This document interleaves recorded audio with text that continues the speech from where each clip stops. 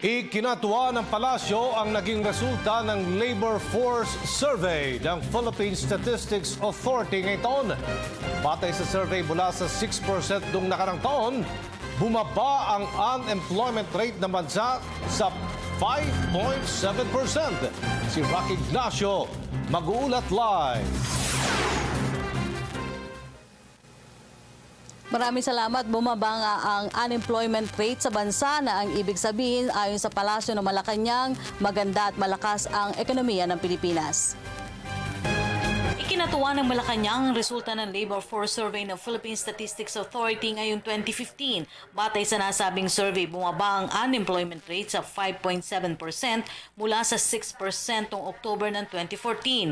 Ayon kay Presidential Spokesperson Edwin Lacerda, ang 5.7% unemployment rate ang pinakamababa na naitala sa loob ng 10 taon simula pa noong 1994. Batay sa PSA, umabot sa mahigit 400,000 ang nagkaroon ng hanap buhay sa sektor ng services at mahigit 150,000 manggagawa sa industry sector nitong mga nakalipas na taon. Sinabi naman ni Presidential Communications Secretary Sunny Coloma na ang pinakahuling datos ng PSA ay nagpapakita ng malaking paglago ng ekonomiya ng bansa. Patunay rin anya ito na nakabalik na sa mga paaralan ng maraming kabataan kaya nagkaroon na ng mahusay na hanap buhay. Isang aspeto kasi niyan, yung labor participation rate ay bumaba para do sa age bracket na 15 to 19. Isang indikasyon nito na mas marami sa mga kabataan natin ay nakababalik na sa paaralan para tapusin yung kanilang pag-aaral. Kaya hindi muna sila available doon sa labor force. Ang isa pang aspeto ay yung pagpupursige ng pamahalaan na, related doon sa nauna, no? Meron kasi tayong overall figure single doon sa pagbaba ng bilang ng out-of-school youth, no?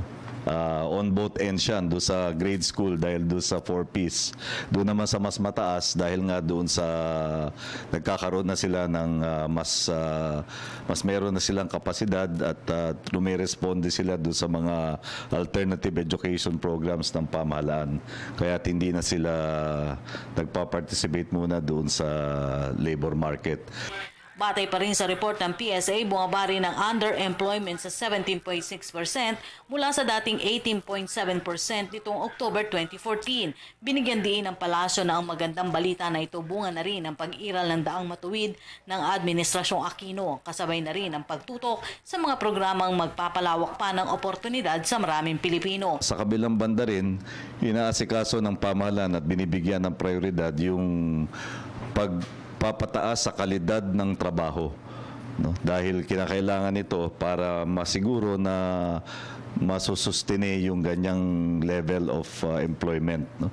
Ang terminong ginagamit dito ay yung campaign for quality jobs, no? Quality employment at more highly remunerative employment, no? Ano ibig natin sabihin dyan? Puspusan yung pagsasanay ng ating mga manggagawa sa mga specific skills na kinakailangan sa pamagitan ng TESDA, no? At kapag sila ay merong sapat na skills, tiyak na mas makakakuha sila ng mas permanente, mas mataas na kompensasyon, no? Kaya yan yung iba't ibang aspeto. Binalita ito din ni Secretary Balisacan sa pagpupulong kanina at kinagagalak ng Pangulo at ng Gabinete na ito ay na nagbubunga, no, ang programa ng pamahalaan tungkol doon sa sustainable and inclusive growth, no? At isa ito sa manifestasyon. Ito rin anyang dahilan kung bakit dapat magpatuloy ang mabuting pamamahala sa bansa mula sa magiging bagong liderato. Nauna na nga sinabi ni Pangulo Aquino na sisikapin niyang maisalin sa susunod na pamunuan ang mas maganda at mas malakas na Pilipinas. At yan po ang ating pag-uulat mula dito sa Malacanang sa tulong ng RTVM. Ako po si Rocky Ignacio para sa Telebisyon ng Bayan. Maraming salamat, Rocky Ignacio.